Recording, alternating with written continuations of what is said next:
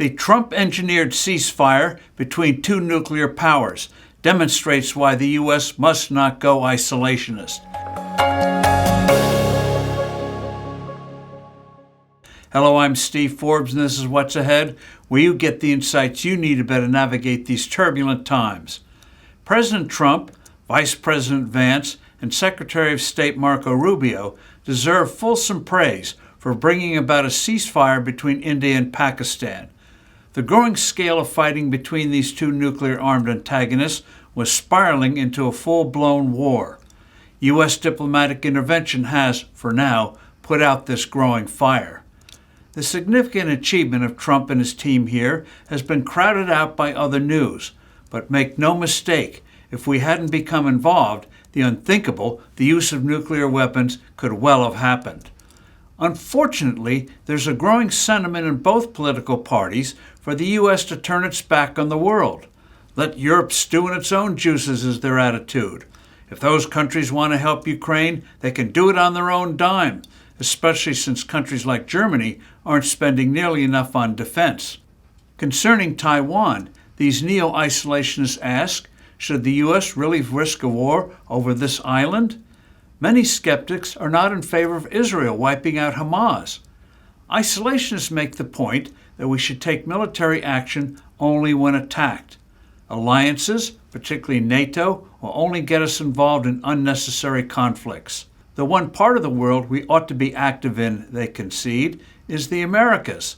Hence, many supported President Trump's pressuring Panama to end the Chinese presence so near the canal. But even here, many in the far left are not in favor of America forcefully active in its own neighborhood. So much for the Monroe Doctrine. These go-it-alone perceptions were widespread in the 1930s. Believers were labeled isolationists. The Second World War, followed by the Cold War with the Soviet Union, put paid to this kind of thinking. We ignore the world at our own peril. Now, isolationism is making a comeback, fueled in no small part by our long, lethal, and frustrating military involvements in Afghanistan and Iraq. Nonetheless, these blunders should not blind us to the necessity of U.S. active leadership in keeping the world safe from the imperial ambitions of Putin, Xi Jinping, the Iranian mullahs, Kim Jong-un, and other terrorists. Not to mention preventing crises like the deep antagonism between India and Pakistan from escalating into a conflict that would be disastrous for us all. The blunt truth is that some trouble spots are not amenable to quick solutions.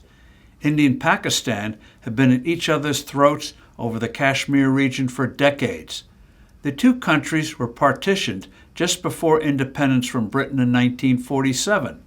India would be primarily Hindu, Pakistan Muslim. The split necessitated the most ghastly, deadly population exchange in history. Around 2 million people perished in the violent process. Kashmir is primarily Muslim, but was ruled by a Hindu. A war ensued, and the area is split now between the two countries. There have been 2 subsequent wars and countless bloody incidents over Kashmir. Pakistan is a troubled, chronically unstable country forcibly kept together by the ruling army and infested with terrorist groups. A number of Indian tourists in the Indian-ruled part of Kashmir were murdered recently by terrorists that India accuses Pakistan of fomenting and supporting. Pakistan, of course, denies this, but the country has employed terrorism to try to force India out of the disputed territory.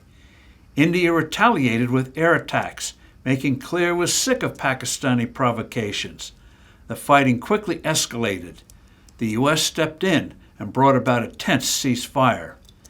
China is allied with Pakistan. Russia still has close relations with India. Only the U.S. could tamp things down. The lesson is we cannot safely turn our back on the world. I'm Steve Forbes. Thanks for listening. Do send in your comments and suggestions. I look forward to being with you soon again.